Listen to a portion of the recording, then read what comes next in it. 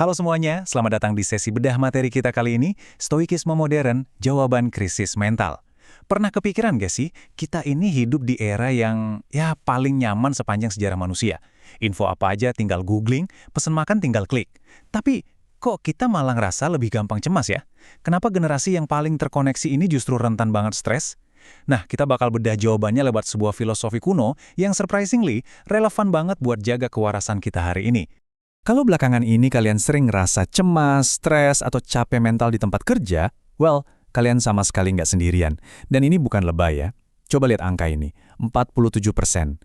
Menurut survei global Deloitte tahun 2025, hampir setengah dari Gen Z dan 41% milenial itu ngerasa kondisi mental mereka lagi nggak baik-baik aja.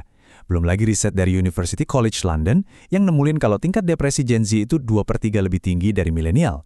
Jadi, ini beneran masalah sistemik di lingkungan kerja kita, bukan sekedar keluhan generasi yang katanya lemah.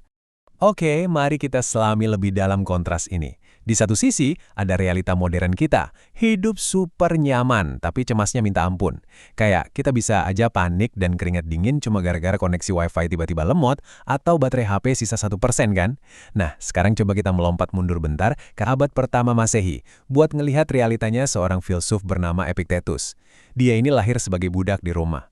Bayangin aja, dia nggak punya kendali sama sekali atas waktunya, nasibnya, bahkan tubuhnya. Kakinya aja pernah dipatahin sama tuannya. Tapi ajaibnya, dia punya kedamaian batin yang luar biasa. Pertanyaannya, gimana bisa orang yang literally punya nol kendali atas hidupnya malah jauh lebih tenang dari kita yang seolah punya segalanya? Jawabannya ternyata ada di satu pemikiran yang simple, tapi mind-blowing. Di bukunya yang judulnya Enchiridion, Epictetus nulis gini, ada hal-hal yang berada dalam kendali kita dan ada yang tidak. Udah, sesederhana itu. Tapi pemikiran inilah yang jadi fondasi utama dari Stoicisme, filosofi yang umurnya udah lebih dari 2.300 tahun, yang sukses bikin Epictetus tetap waras di tengah penderitaannya. Dan poin krusialnya di sini adalah, Stoicisme itu bukan tentang bersikap tenang secara artifisial atau pura-pura bahagia ya. Ini murni tentang ngebangun ketangguhan mental yang didasari sama prinsip yang benar-benar realistis. Nah, konsep praktis dari pemikiran tadi itu dikenal sebagai dikotomi kendali. Ingat, ini bukan berarti kita pasrah bongkokan sama nasib. Sama sekali enggak. Stoicisme justru mendefinisikan ini sebagai presisi emosional. Ibaratnya ini tuh kemampuan efisien buat ngatur energi mental kita yang terbatas supaya diinvestasikan ke hal-hal yang emang bisa kita ubah.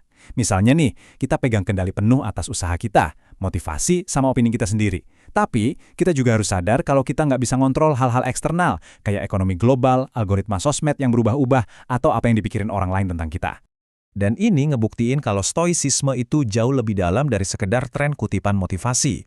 Filosofi kuno ini, percaya atau enggak, ternyata adalah fondasi klinis buat psikologi modern yang kita pakai hari ini.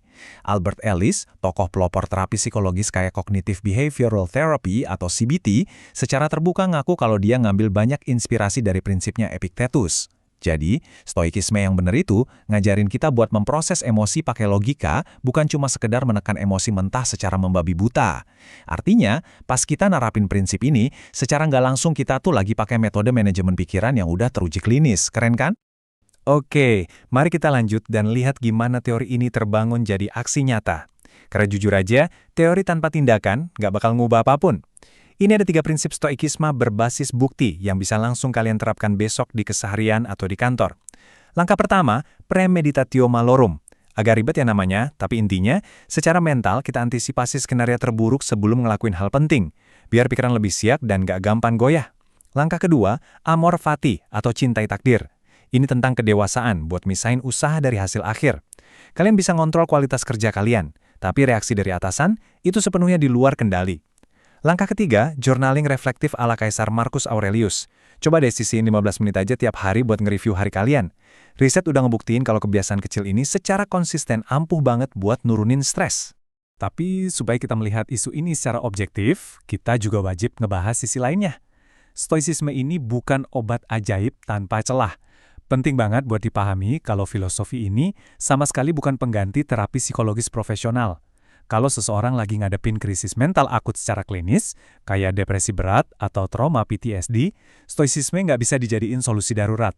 Terus ada juga kritik valid yang nyebutin kalau stoicisme ini disalahpahami, dia malah bisa memperkuat budaya toksik yang nyuruh kita sekedar tahan aja dan mendam emosi.